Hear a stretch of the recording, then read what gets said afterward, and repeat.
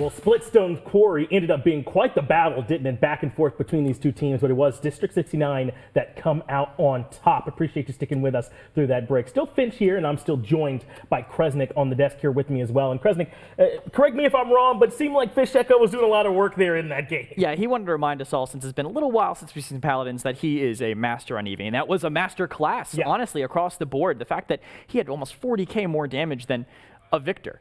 That champion just does damage. That's all he does. Fish has to go immune sometimes to do some things. Victor just never stops shooting. Well, and you were talking to me during the game, right, that it was not just that Fish Echo was playing well, but made some different decisions in terms of his itemization as well. I think he kind of delayed the Cauterizer, even never win it. He ends up going to Haven early on and then follows it up with like the Rejuvenate. Talk to me a bit about some of that as well. Yeah, with the nerfs to Cauterize, the changes, 25, 50, 75, now scaling up as we go, maybe not as necessary for every champion to have, so he focused on sustain so we could pressure that Victor a little bit more, and clearly it worked out because he had 47,000 more damage than Prosper Logic at the end of the game, and that's with more inconsistent shots, but that Genos pocket really came through. That constant damage boost was what I think put him right over the top. Yeah, Fish Echo played well towards the end of the game, started getting some really good support from Alex as well. You saw a couple of multi-kills from him that really helped him kind of get over the top as well. But talk to me a bit about Flashpoint as well. I mean, obviously it takes two teams for us to get this dub for one, right? What went wrong for them? I would say, first I want to say I'm surprised at how well Trensic was surviving, because I thought the world was against him. I mean, Ice Storm from Fish Echo was constantly finding the mark on him and the rest of their team. He confidently picked it into the first pick Geno, right? Yeah, and I would not do that.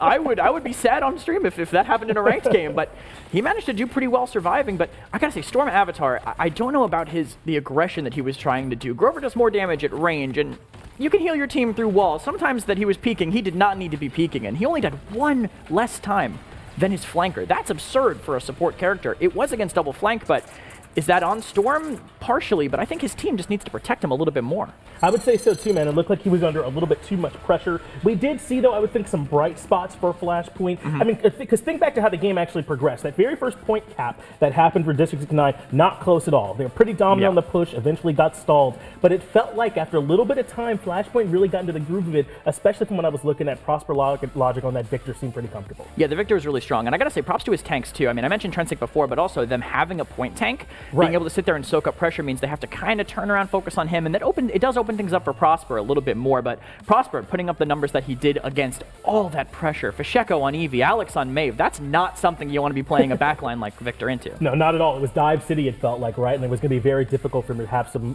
time or some moment to find the damage, but he was able to do it anyway, and they were able to have a very contested last point fight that was very close, like you mentioned, with Trensic getting back in there in that ROM a lot, helping to kind of keep resetting and keep them on that point and try and keep that overtime stretched out. But eventually, it was District 69 that came out on top, at least with that very first map victory. And remember, this is a best of 5. We saw from Flashpoint they came on a bit late within that actual map. Maybe they'll come on a bit late within the actual set too.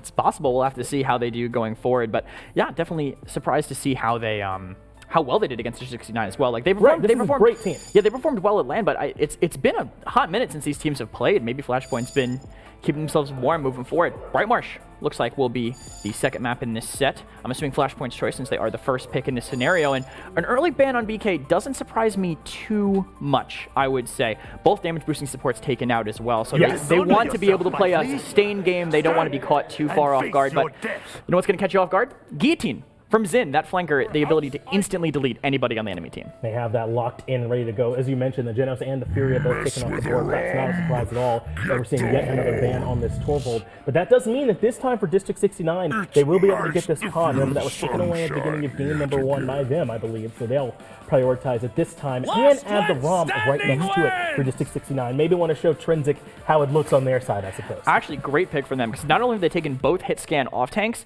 they also took one of the bigger counters to ROM, Vortex Grip Con, able to stun you for several seconds on a hit.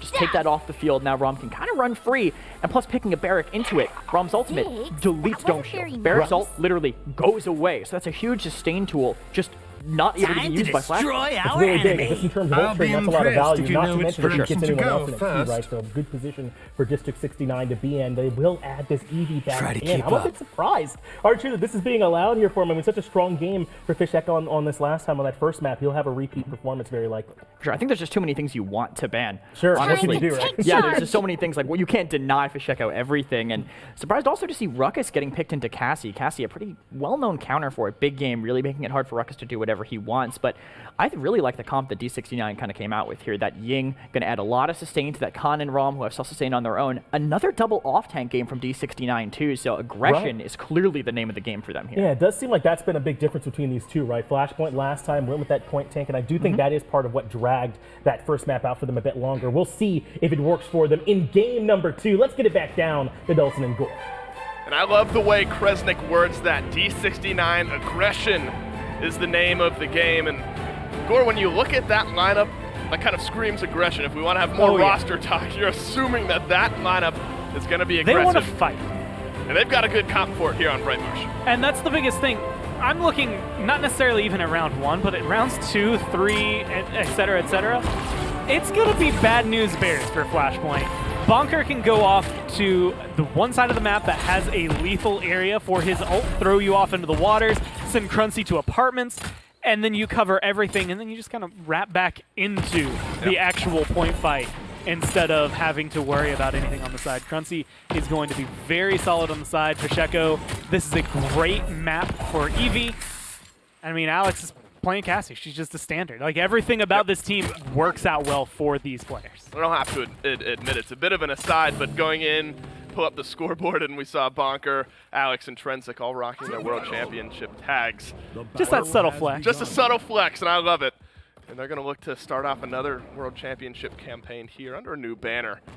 Things starting off well for them with win number 1 in the books. We talked about aggression on D69. There's plenty of it to be had. You have a Zin and a Koga on Flashpoint's team, so plenty of a counterpunch there. Bonker sets up the first kill with Fisheko helping out.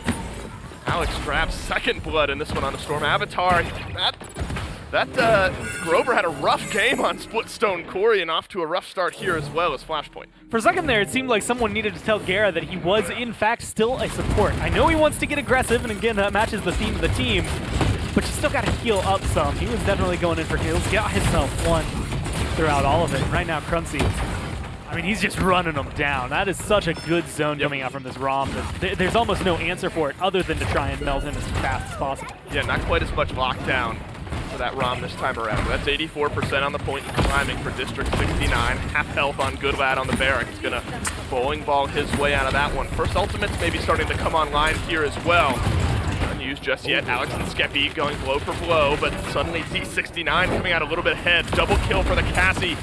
Trensic tries to move himself right back in, but Rom's got more bullets. Ultimate does not connect. Well timed there from Skeppy to phase through that one. Uses the ultimate to extend his life, but at the back end of it, Fisheko finds the final shot.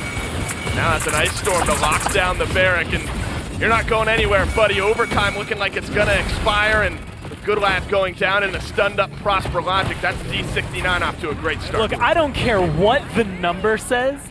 Nothing in this game is as satisfying as hearing that many headshots in a row. I know. That might be the most impressive sound that I have gotten out of Paladins, period.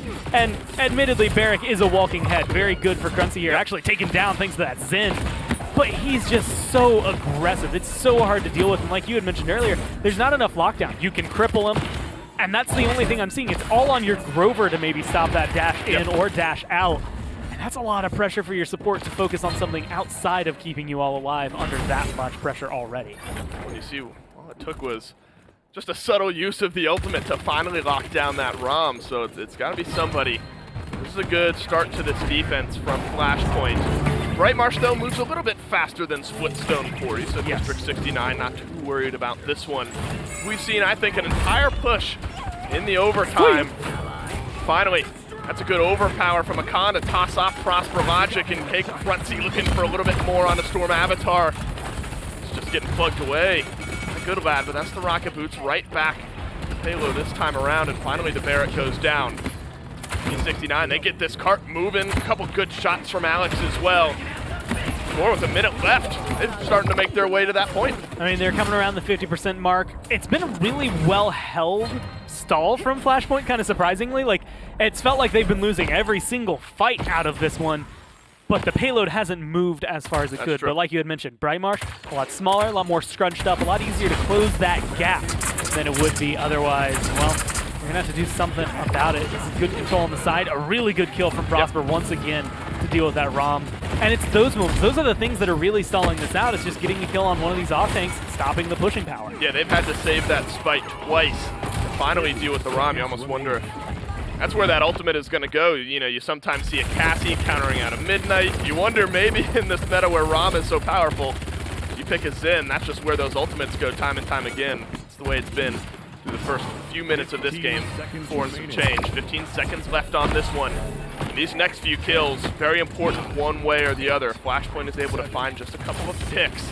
It's going to look a lot better for them. Lockdown is Bonker. Has to use that battle shout, so it's not up. Shield getting melted away. Around the backside goes Skeppy.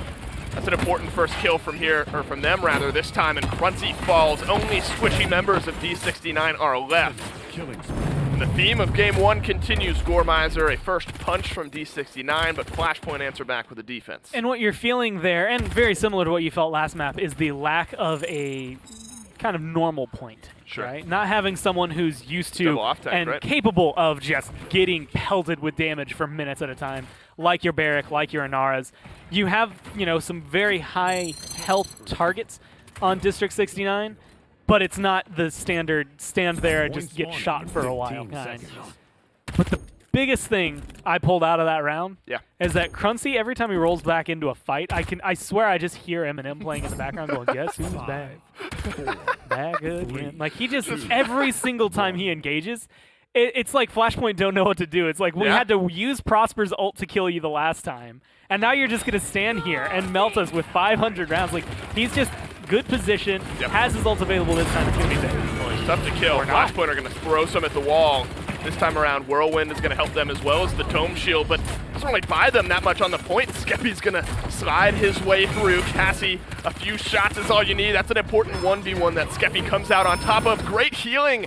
That's no good on the spike from Prosper Logic this time.